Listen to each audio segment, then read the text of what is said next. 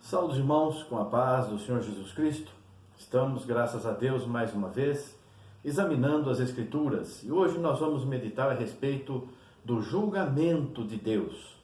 Deus está julgando o mundo através da sua palavra.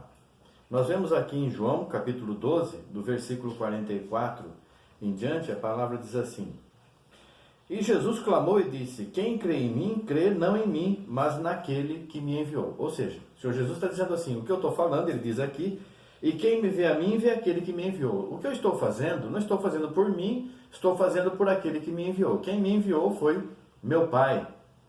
E eu estou falando e fazendo tudo em nome daquele que me enviou, e está crendo não em mim, mas naquele que me enviou, porque as palavras que eu faço e as obras que eu faço não são minhas, mas daquele que me enviou.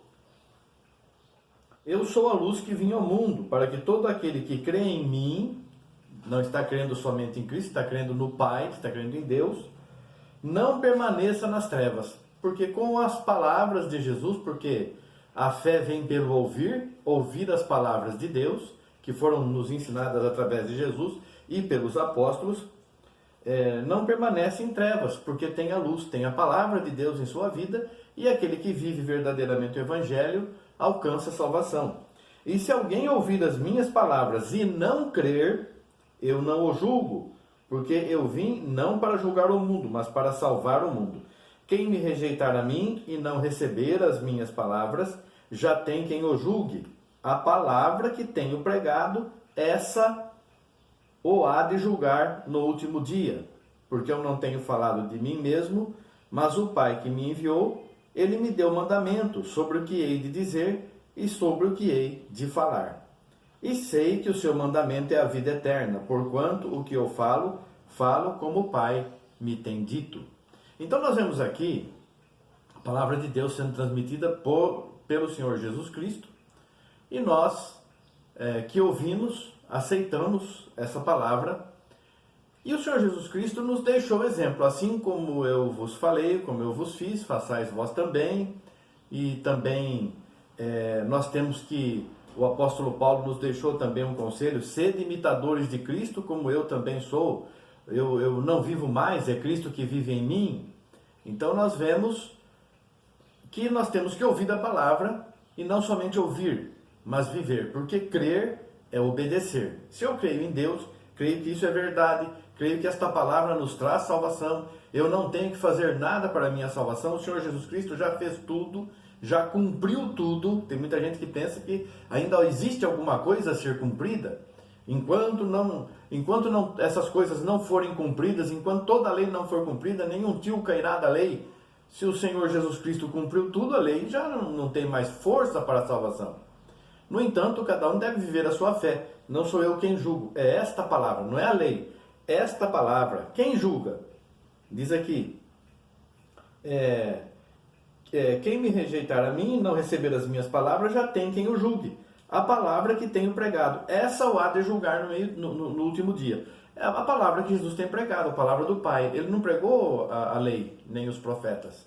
Ele pregou a palavra de Deus. Ele trouxe um novo mandamento, que é o amor a Deus e o amor ao próximo. E nós que aceitamos, o que fazemos? Nós passamos a viver esta palavra que o Senhor nos ensinou, nos evangelizou. Nós recebemos, ouvimos, entendemos e passamos a viver. E a nossa atitude, o que é? É amar, é viver, é não julgar, é fazer a vontade do Pai. Essa é a nossa atitude. Então, as pessoas ouvem o Evangelho e estão esperando para ver qual é a nossa atitude, se nós realmente mudamos de vida. E se nós realmente estamos dando exemplo, porque nós temos que seguir o nosso exemplo, que é Jesus, e quem segue o exemplo se torna um exemplo. Se eu sou convertido, mudei de rumo, mudei de vida, eu vivia antes de uma forma, agora passo a viver de outra forma, as pessoas estão vendo. Eu sou uma testemunha de Jesus Cristo, porque eu ouvi a palavra e me converti. Então, eu passo a transmitir a palavra e o testemunho, porque pelos frutos se conhece a árvore. Uma árvore boa produz bom fruto, Eu sou uma árvore boa, procuro ser uma árvore boa, eu procuro produzir bons frutos para minha salvação e ajudar outros também a chegar à salvação que é preparada por Deus. Nós vemos ainda em 2 Tessalonicenses, no capítulo 2, o versículo 12, a palavra diz assim, vou ver do versículo 11 em diante. E por isso Deus lhes enviará a operação do erro para que creiam a mentira, para que sejam julgados todos os que não creram a verdade, antes tiveram prazer na iniquidade. Então as pessoas ouvem a mensagem, a palavra de salvação, mas não aceitam, acham que é um absurdo, é muita coisa, Deus não quer tudo isso, Deus quer que nós vivamos o melhor desta vida, e Deus é amor, Ele não vai jogar ninguém fora. Sim, Ele é amor, mas Ele é justiça também.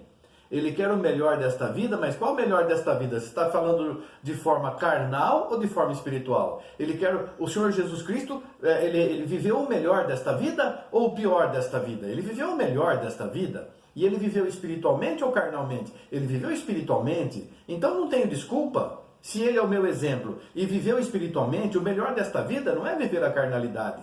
Dar lugar a todos os prazeres carnais, fazer todos os desejos, ser mais que os outros, ter mais que os outros. Isso não é o que o Senhor Jesus ensinou. O melhor desta vida é viver espiritualmente, em espírito e em verdade. Deus procura adoradores que verdadeiramente o adorem, porque Deus é espírito e Ele quer aqueles que o adorem em espírito e em verdade. Em espírito, porque Deus é espírito, e em verdade, porque Deus não vive mentiras. Então eu tenho que ser sincero para comigo, principalmente para com Deus. Então você está ouvindo a palavra de Deus, mas estas coisas não precisam, aquelas também não, aquelas outras a igreja diz que não tem problema, e se alguém pecar, nós temos um advogado, e todos os pecados serão perdoados. Não serão perdoados. Só será perdoado aquele que pecar e se converter. Aquele que pecar, o pecador convertido, é lavado, nasceu de novo, se tornou uma nova criatura, está vestindo roupas brancas, alvas como a lã. E essa pessoa é uma nova criatura, um novo ser. Não tem pecado algum diante de Deus, ainda que tenha feito muitas coisas terríveis, as piores imagináveis, mas a partir do momento que aceitou Jesus, se lavou. E daí em diante, como é que fica? A pessoa vai procurar ter que viver em espírito e em verdade, vai procurar viver o evangelho que está aprendendo, que aprendeu, vai ter amor por todos, o amor não é soberbo, o amor não suspeita mal. Então a pessoa começa a ter uma vida diferente, e isso é o testemunho. E o nosso testemunho confirma as palavras de Jesus. E aí nós começamos a transmitir a palavra de Jesus e demonstrar em nossa vida que realmente mudamos, que existe realmente sobre a face da terra um povo especial, que tem zelo, que tem prazer, que tem alegria em praticar as obras do Espírito. As obras que nós fomos ensinados em Coríntios, capítulo 13, lá fala das obras do Espírito. Nós temos que viver as obras do Espírito. As obras da carne são feitiçarias, inimizades, contendas, glutonarias, bebedices, prostituição, adultério, todo desejo carnal. A carne luta contra o Espírito, a carne quer fazer a vontade dela. E nós que temos o Espírito Santo, conhecemos a vontade do Espírito, e a nossa racionalidade, o culto racional, é cultuar a Deus com a razão. A nossa racionalidade mostra fazer as obras da carne, o Senhor Jesus não quer, não gosta, e eu vou obedecer a Ele. Eu decidi obedecer Jesus. E eu deixo de lado as obras carnais, mesmo que meu corpo as deseja, são essas as tentações que vêm sobre nós, não veio sobre vós tentação senão humana, mas fiel é Deus e justo é Deus que não vos deixará tentar além do que podeis suportar. Então nós estamos aqui sofrendo essas tentações e passamos por essas lutas e muitas vezes provações, e nós permanecemos fiéis. Somos testemunhas para todo mundo. E aqueles que não querem aceitar Jesus não têm desculpa, porque nós estamos aqui mostrando, existe um povo que vive a palavra de Deus por escolha, não por força, nem por violência, não por obrigação, mas por vontade própria, voluntariamente, não esperando retribuição nesta vida, mas sabendo que vamos herdar o reino celestial. Então as pessoas que estão nos conhecendo e vendo o nosso testemunho não têm motivos para não aceitar Jesus. Ao contrário, serão condenadas se não mudarem de vida. Aqui em 1 Coríntios, capítulo 13, o versículo 4, ou 1 Coríntios, capítulo 13, versículo 4, a palavra de Deus nos fala que o amor é sofredor. Onde nós temos aqui o que é o amor. O que é o amor? O amor é sofredor, o amor não suspeita mal. E diz aqui, o amor é sofredor, é benigno, o amor não é invejoso, o amor não trata com leviandade, não se ensoberbece, não se porta com indecência, não busca os seus interesses, não se irrita, não suspeita mal. E não folga com a injustiça, mas folga com a justiça. Tudo sofre, tudo crê, tudo espera, tudo suporta. O amor nunca falha. Você tem amor, você nunca vai falhar. Se você faz tudo com amor, Deus é contigo. Você vai ter vitória em tudo, ainda que as pessoas venham e te enganem e te façam mal. E a palavra te ensina assim: não julgueis a vós mesmos. Não vingueis a vós mesmos, perdão. Não vingueis a vós mesmos. Deixai a ira para Deus. E nós vamos obedecer. Então não vou me vingar. A pessoa engana, a pessoa nos tapeia, fala mentira, nos conduz, quer nos conduzir por caminhos errados, quer nos ensinar o mal, ou tenta nos prejudicar, ou às vezes até nos prejudica de várias formas, materiais, espirituais. Mas você não guarda rancor, entrega a Deus esta pessoa e o caminho que ela está seguindo, e você permanece fiel. O que acontece? Nós não nos vingamos, nós deixamos para Deus.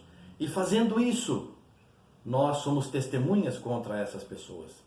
Por quê? Porque a pessoa me fez mal, mas eu não retribuí. Eu permaneci fiel a Deus, porque eu quero servir a Deus. Mas a pessoa não vai pagar para mim, vai pagar para Deus. Porque Deus, por essas pessoas não aceitarem a palavra de Deus, não se corrigirem, permanecerem no mal e no pecado, Deus lhes enviará a operação do erro, para que sejam julgados aqueles que não creram, mas tiveram prazer no pecado. E quanta gente dorme pensando no mal que vai fazer no dia seguinte. É isso que diz a palavra também. O injusto, o maligno, ele não tem alegria, ele não tem prazer a não ser fazendo a vontade do pai dele, que é o diabo.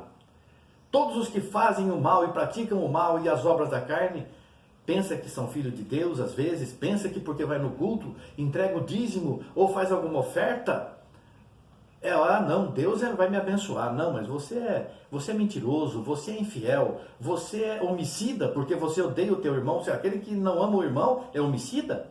Mas eu não matei ninguém, mas você odeia o teu irmão, você não. Mas quem são os meus irmãos? Aqueles que fazem a vontade de Deus. Não são aqueles que estão na igreja que você congrega. São aqueles que fazem a vontade de Deus. Esses são teus irmãos. Mas eu não concordo com a doutrina daquela igreja. Mas são teus irmãos porque fazem a vontade de Deus.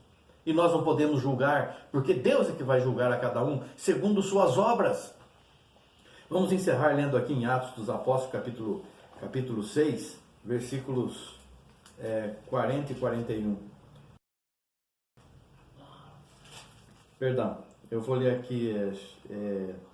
E apresentaram falsas testemunhas que diziam: este homem não cessa de proferir palavras blasfemas contra este santo lugar. E aqui mataram a Estevão. E depois, os apóstolos, pregando o evangelho, anunciando a salvação, também foram açoitados e se regozijaram por sofrer em nome de Jesus Cristo. Então, meus queridos irmãos e irmãs, vamos permanecer fiéis. Ainda que se levantem mentiras, falsidades contra nós, vamos permanecer fiéis, adorando a Jesus e servindo a Jesus. Deus abençoe a todos em nome de Jesus Cristo. Amém. Graças a Deus. Amém.